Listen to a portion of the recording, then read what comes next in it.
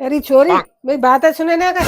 हाँ क्या है मम्मी? अरे छोरी आओ तो जाए बहुत दिन आएगा यार दुआ रोटी सेकते हो कमरा में घुस जाते हाल। अच्छा तो दी गिराई के नहीं। कछु काम तो करते ना और तू तो भाभी के पीछे पीछे घूमते भाभी भाभी अब हमें नौकरानी बनाई चली जाए। मम्मी मैं क्या करूँ? सुन मेरी बात हमको सिखा तू दिया। लगाई के पहुंचा और मैं नहीं करेंगी कि मत लगा 2 दिन को आई गया तू और तब भाई आंख में शर्म आवे तब लगावे पहुंचा ठीक है मम्मी, मैं ऐसे ही करूंगी। तब वो कंट्रोल में आवे। अच्छा हाँ मम्मी तुम बिल्कुल सही कह रही हो।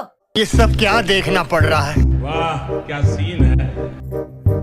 अरे तू का को लगा रही लाली ला 2-3 दिन को आके मैं लगा देंगे पहुंचा। अरे मम्मी आप रहने दो, मैं लगा लूंगी, टेंशन मत, मैं लगा लूंगी। आप दोनों इतनी परेशान क्यों हो रही हो? रुको जरा, सबर करो। एक काम करो नंदन जी, आज आप लगा लो और कल आप लगा लो।